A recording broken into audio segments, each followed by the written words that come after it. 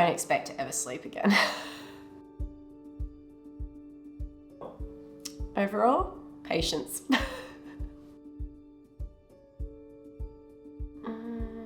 Finding the balance between who I am as a person and who I am as a mum. I think, we often lose ourselves in motherhood. We lose our identity of who we were before we were a mother. And it's really important to find that delicate balance of, I'm a wife, a lover, a mother, a woman. I might have a career. I have all these other identities, and it's really hard to balance that when you first become a mum, but I think if you can master that over time, you'll feel so much more fulfilled.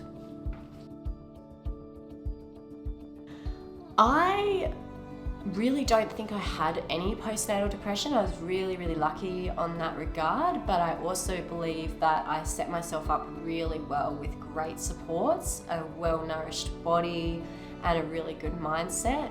And just made sure I was reaching out for help when I needed it. So yeah, it wasn't really something I experienced, but I know a lot of women do.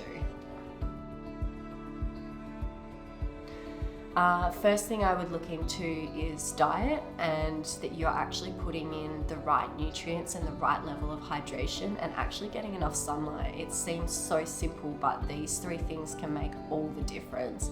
I mean, we can't function well without sleep, but if we also don't have a good diet and good sunlight and good support, then we're setting ourselves up for a disaster, basically. I love to dance. I love to meditate and stretch and do yoga. Anything where I can connect in and move my body is huge for me. And just shift some of that tension that does build over time with parenting. I still haven't quite figured that one out. It's a work in progress. But yeah, I'm very organized, so I think that helps. And just finding those little moments, it's finding the little moments in between, whether I can sneak in a reply to an email or sneak in a quick cuddle with the girls, or, it's just taking in those little moments and making the most of them. I think it's not so much a breast versus bottle debate versus feeding your baby the way that works for you, and knowing how to have the right support and the right tools so that you can feed your baby and feel empowered about your decision. My favourite mum hack is definitely the side-lying feed the baby to sleep and the ninja roll away. I find that I have to delatch baby from my breast first and just hover there for a moment, because they'll have that little moment of just making sure you're not leaving. And as soon as they take that breath out, you roll away as quick as you can.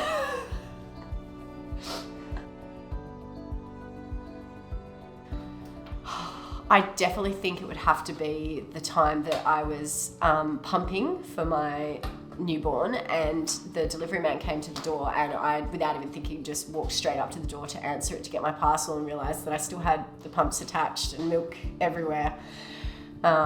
He's seen me in some states.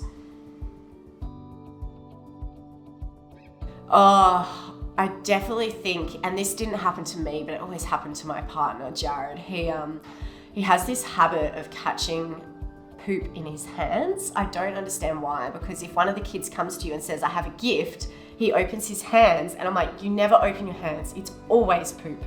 And so yeah, he's had this experience at least 3 times. Me, not so much. It's not a gift, it's a poop. I used to go back to a lot of childhood cravings, actually. I was eating yogurt with tomato sauce and just plain pasta with tomato sauce. My top recommendation for new parents would be to make sure you set yourselves up with a beautiful oxytocin bubble at home. So when I say oxytocin bubble, that's our love and bonding hormone. So ways that we get that are, maybe listening to music that makes you feel calm and loved, lots of massage and soft touch, lots of kissing, cuddling, a warm environment, somewhere that just makes you feel really cozy, and lots of warm, nourishing foods and drink. So really creating that loving bubble that you guys can thrive in as a family.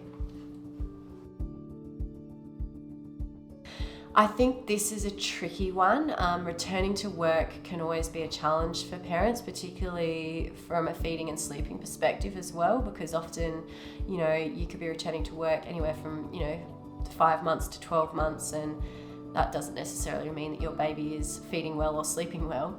I think you just have to really take the opportunities to sleep as best that you can. And also with feeding baby, it's making sure that you don't stress whether or not they're actually getting enough, because at that age they will either drink milk from a bottle, or they will wait till you get home and they will feed from you once you get home, or they will begin to eat more solids. So I think just trusting in that ability and trusting that you going to work also gives you the opportunity to come home and be a better mum, because you can then focus on your babies 100% as opposed to getting burnt out. So I think mum guilt is a really tricky one. It's something I'm still dealing with myself on a personal level as well. I think with mum guilt, you just have to really celebrate those little victories, really practice gratitude, and just remind yourself that you are doing the absolute best that you can with the tools and the experience that you have. And that's all that we can really ask of ourselves, and your kids will still appreciate you for that. The only thing I would change is I would keep booking all those self-care and appointments for myself postpartum. I had so many going pregnant. I was going to the chiro, getting massages, just taking the best care of myself when I was pregnant. And then I didn't book anything after I had the baby. So this time I'm going to go for massages. I'm going to keep going to my chiro.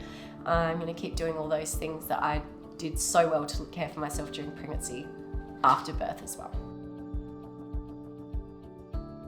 The best part about being a mum is just having these beautiful little souls to share it with. Initially, I thought that I would be guiding them and it would be such an honour, but it's completely the opposite. They are teaching me so much about myself, and I'm so honoured to be able to share it with them every single day.